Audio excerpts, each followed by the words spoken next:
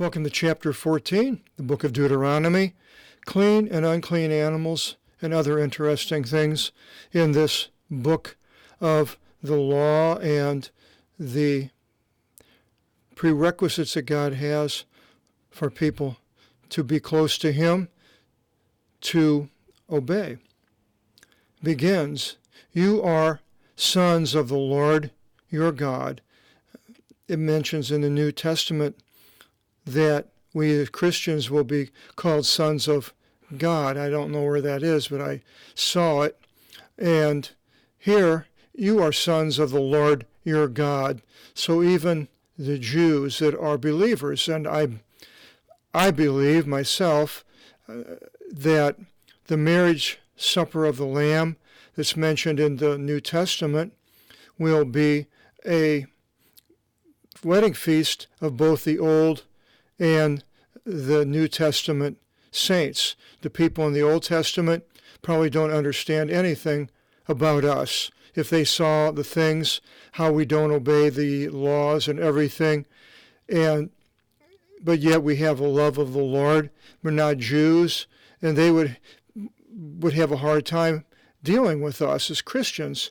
And we as Christians see these Jews and doing these things of the law, and we don't see as much belief as we think that we have. So these two groups of completely 180 degrees opposite will, I believe, sit at the marriage supper of the Lamb. That's just my feelings, and we will both be celebrating the Lord Jesus. Continues, you shall not make baldness between your eyes for a dead one.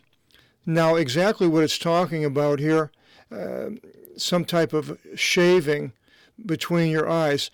I looked it up on Wikipedia, and I saw where it says some Buddhists shave their heads in mourning for a deceased. In Buddhism, shaving the head and eyebrows signifies a renunciation of worldly desire. While Buddhist monks keep their head and sometimes their eyebrows shaved for life as a symbol of their priestly status. Head shaving also takes place during Buddhist funerals. So I believe very similar things were going on in other parts of the world, even in Canaan. I don't think they were Buddhists, but this was a common occurrence for people. But Jews were not to do that, nor, of course, Christians. I don't know why you would want to do that, showing your sadness over a dead person. If they aren't walking with the Lord, then I would be sad. If they are, then you should have a celebration that they have went to be with the Lord. For you are a holy people, it's separated, holy, agios, to the Lord your God, and Kyrios, your Theos, chose you to become his prized people of all the nations upon the face of the earth. The Jews at that time were a prized people. Not so later, because they were taken away by Nebuchadnezzar and Ashur-haddon and different kings. So we can put ourselves in the future of Christians, and I believe it probably mentions this in the New Testament. I didn't look it up, but you could and see if that word 4041, prized people, where it appears. And a little study to do, me also. So you shall not eat any abomination. That is what the God set up to those people as abominations. And these are the cattle which you shall eat. The calf from out of the oxen, and the oxen were the draft animals, and a lamb from out of the sheep or the flocks, herds, and a young he-goat of the goats. A goat could be part of a provaton. The stag, some type of a elk or deer that we have today in the United States. The doe, another type of a animal like that. The roebuck, and antelope, and the white-tailed hart, and gazelle, and giraffe. Now, giraffe, I was thinking, well, that's kind of bizarre. Why would you want to eat a giraffe? But it says here, every beast cloven hoof and cloven footed, that is, it's separated to claw with 2 claws, and embarks chewing the cud among the cattle, these you shall eat. And here's a picture of a giraffe's foot. There it is. It's cloven.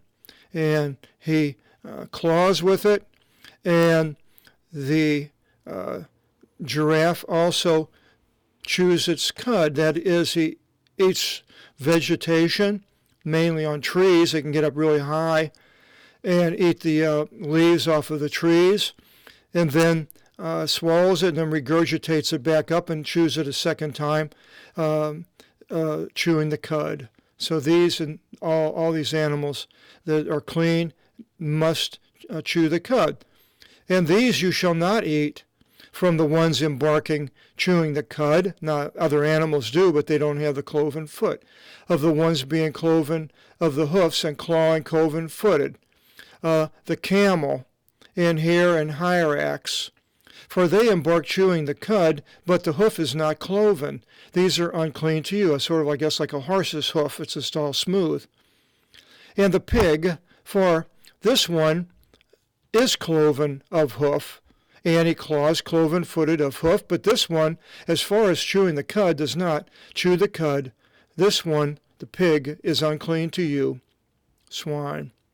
From their meats you shall not eat, and of their decaying flesh you shall not touch. And these you shall eat from all of the ones in the waters. All as much as there are fish and scales on them you shall eat. And all as much as there is not scales and fins to them you shall not eat. These shall be unclean to you. Now, if you were fishing, you would know if you caught the fish if it was clean or not. Basically, the bottom feeders have skin. They don't have scale. They have skin. They have skin and they don't have scales. In the United States, where I live in Oregon, the number one fish is the salmon. And I was an observer for 5 years, watching boats unload and taking information for Oregon Department of Fish and Wildlife. And the salmon did have fins, and I took scale samples and cut them open, and then checked if they're male and female and the size of the ovaries and the testes and so forth for information, and weighed them. And then those salmon went to food share, because the people that were fishing at the fishing season that I was at were fishing for what's used to be called hake, and now it's called Pacific whiting. It's a white fish, and that's all they're supposed to. That's what their license is for. Of course, when you throw a big, huge net and catch 50, 60,000 pounds at one pull, you're going to get other things in it, and so I would have to take them, separate everything, and write it all down. But these I could eat. Salmon, boy, yummy. In fact, I'm going to have it here in a little bit. These shall be unclean to you, the ones that don't have that. You shall eat every clean fowl, bird. And these you shall not eat of them, the eagle, the griffin, the osprey. Now, all these names I got from the dictionary, whether or not they are the same exact thing as it says in the dictionary. One place can call a rabbit a hare, and another place can call it what else is there? Hyrax, I believe, is a type of a hare. So these animals, especially in the birds and trees and so forth, the names in the Greek and what we have, I think the King James used the sycamine tree growing in Israel. They call it a sycamore. Well, it's not a sycamore at all, but that's what they called it, because the word was close. Also the vulture, the kite, and the ones likened to it. And the vulture eats dead meat. Kite is, I think it's on the beaches, eats dead mollusks and so forth, and the ones likened to it. Every crow, we all have crows crowing above us and flying beautiful black birds, ones likened to it. And the ostrich, which runs around on its feet, doesn't hardly fly. The owl lives at night, and the gull, which I see here, the seagulls, ladron, they're right outside here. They're flying all around. Jonathan Livingston's probably in there. And the erythion, heron, I saw this giant heron driving out the river road with the water goes into the Pacific, maybe a half a mile up. I saw an eagle there in about 4 or 5 inches of water waiting for dinner, and then I saw the giant heron. He stands like 4 feet tall. It's one of the biggest, it is the largest thalactic bird on the water. The swan, we don't have swans in Oregon, down in Florida. And the ibis, those are a long-legged creature. And the cormorant, we have a lot of cormorants. They live on the rocks. The hawk flies around here and all over, I suppose. And it's a raptor, as is the eagle, where it talks about harpazo, to rapture, is in the Latin. And they swoop down and grab something with their claws and take it to the nest to feed to the young ones. And I went out and visited some people who lived in the country, and I had a little black and white Boston Terrier, Arlo. And I asked him, I said, is Arlo going to be safe if I let him go? And they said, yeah, except for if a hawk gets him. And I was, oh no, I couldn't stand thinking about this hawk come flying down and grabbing Arlo, and off he went to dinner. But it didn't happen, thank goodness. Arlo met Mr. Firestone a little bit later, and he's no longer with us. He's in dog purgatory. He's a bad dog, came from a long line of bad dogs, but he didn't listen to me at all. And he met Mr. Firestone one night. And the ones likened to it, the hoopoe and the long-eared owl. So actually, Nikti is night, and Koraka was a crow. So it would be the night crow. And then long-eared owl is the closest thing I could figure out what that would be. Now here you can add this to the English derivatives book, because the Old Testament word is a transliteration into English. The pelican. We have some pelicans here, different than the ones down in Florida, but they have more in Florida. The curlew, I'm not sure about what a curlew is, and one's likened to it.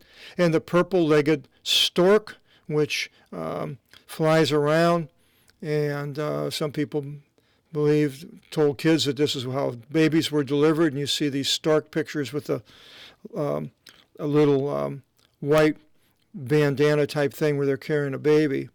And the nyctarida, and the bat, which is not really a bird, but it flies, so it's considered a flying creature. All the crawling things are the winged creatures. These are unclean to you. You shall not eat from them. Now, a crawling winged creature, I'm trying to think of what would be a crawling, like some type of a prehistoric animal maybe. That crawled, it had wings. I'm not sure if it's talking about insects or not, but every winged creature, the petinon, we have a helicopter, the pater, and the helio is sun, helium, and the pater is a bird or wing. Being clean you shall eat, katharon, not cathartic, cleanly. Any decaying flesh you shall not eat.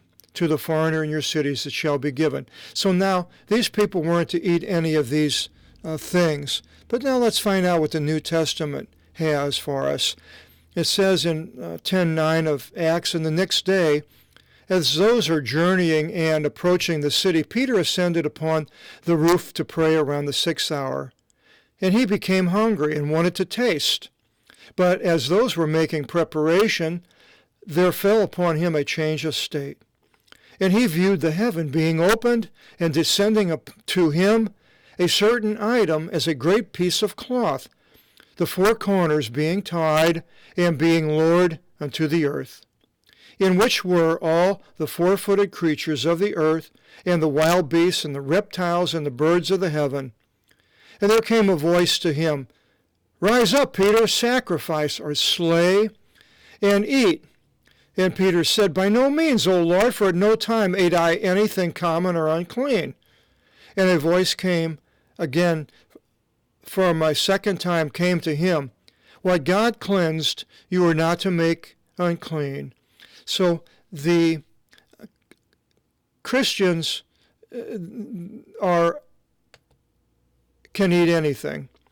And the Peter later goes into shows that to the church people of what he saw when they came back and they got on his case for eating these things and being with the people of the nations. And so now you can eat it, but now whether or not you should eat it is another story. I just have a hard time eating some of these things that they're not supposed to eat. Even today, I generally don't eat anything in the ocean that's not a fish with scales and fins. But if I was offered to me, I would, like crab. I don't really like it. And then I read that with all these other bottom-dwelling sea creatures that are not fish takes the longest for any food to digest in your stomach. Not that that's necessarily bad, but when I have I go out with my lady friend who loves the Lord dearly, and we go out for dinner or something, and she really likes all of these crab and so forth, and clams, and I tell her, unclean, it's unclean. But, of course, I'm just kidding. Then the pig, well, I love pork. And I do eat pork. It's about, but I don't eat giraffe. I have not had giraffe. If you go to Africa and you end up having a giraffe burger, then please write to me and let me know how it tastes. You shall not boil a lamb in the milk of its mother. That's just sort of a respect for life.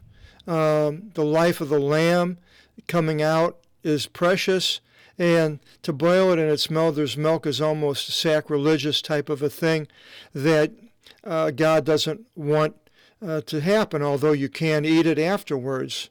You can eat it, slay it, and eat it by itself. Next, a tenth you shall tithe of all your seed produce. The katine is a tenth, and apodekatosis is a tithe.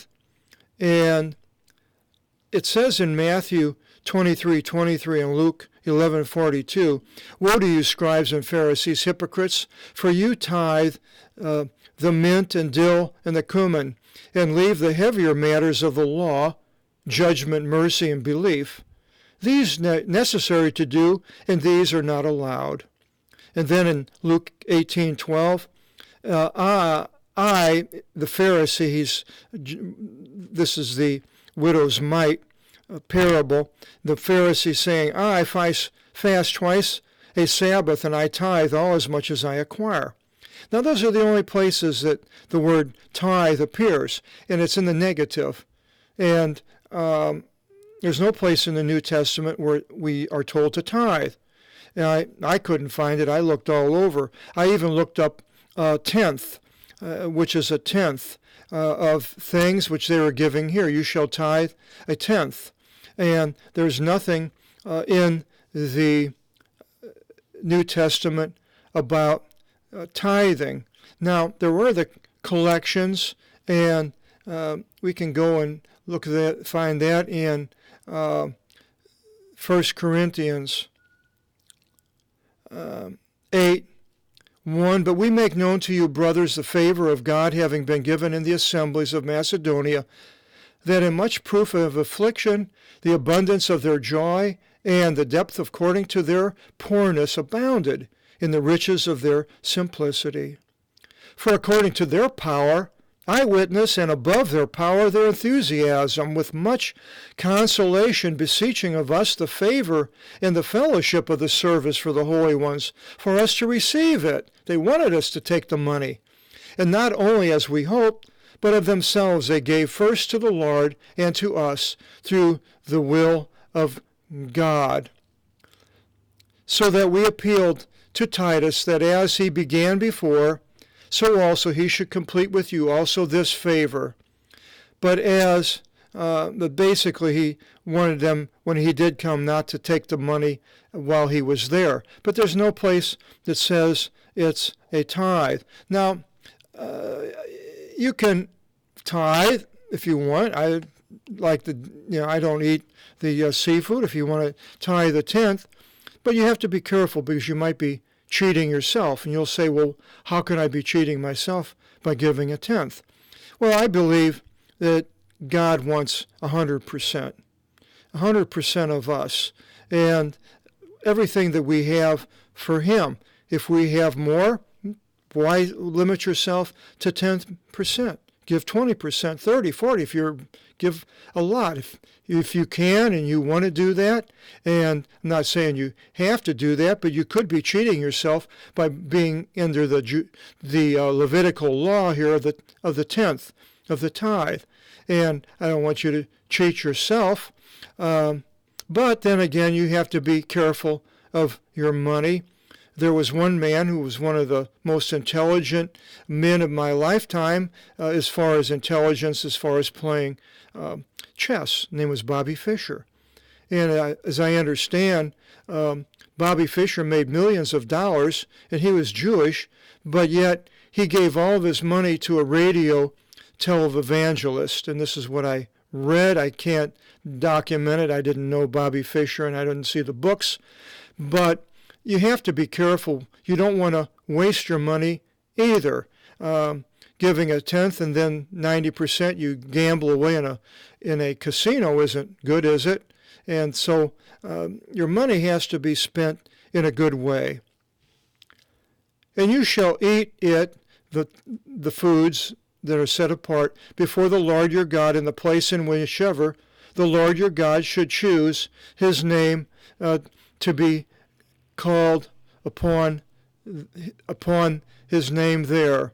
You shall bring the tithes of your grain, of your wine, olive oil, and the firstborn of your oxen, of your sheep, that you should learn to fear the Lord your God all the days. And so it also says in 1 Corinthians 16, 1 and 2, but concerning the collection for the holy ones, as I set in order to the assemblies of Galatia, so also you do. According to the one of the Sabbaths, each of you by yourself put in, treasuring up whatever way he should be prospered in, that not whenever I come, then the collection should take place. This is his saying, whatever you're prospered in. And if the journey should be far from you, and you should not be able to offer them because the place is far from you, whichever the Lord your God should choose his name to be called upon there, which was later Jerusalem, that the Lord your God shall bless you. Then you shall render for them of silver, if they couldn't take, I guess, to the temple the animals, and they would bring the money later, I suppose. And you shall take the silver in your hands, and you shall go to the place whichever the Lord your God should choose it, like where the temple was. And you shall give the silver for all, of whatever your soul should desire, for oxen or for sheep or for wine, liquor, or for anything of whichever your soul should desire. And you shall eat there before the Lord your God. Now I think he's talking about the Levites. And you shall be glad, because you're giving the food to them, basically. So you're to be glad when you give this. This is what he's saying, not to be sad. So when you give your collections to money to the, got a little bug, to the your church or whoever that you find is going to use it wisely, then you should be glad that it's being used wisely. I had a man about 10 years ago call me up and wanted to get some Bibles, and I was almost out, and he says, are you going to are you going to print them again? And I said, well, I don't have enough money to do another printing, and told him how much it was. And he said he could help me. And then he sent a check to cover the whole printing for the second edition. And so I hope he was glad and didn't regret it later. I was certainly happy to see it, and I did print the second edition, and I still have some volumes left, not too much longer. Probably they'll be gone. And at the age I am, I might not do another printing as such with the gold binding and the ribbons and all of that. I might do a different type of printing. And the Levite in your cities, you shall not abandon him, for there is not to him a portion nor a lot with you. He doesn't have land. So this money, the 10% went to them. It was a tax. After 3 years you shall bring forth every tenth of your produce. But land was to lie fallow the first 3 years, and of trees, and I think the fields also.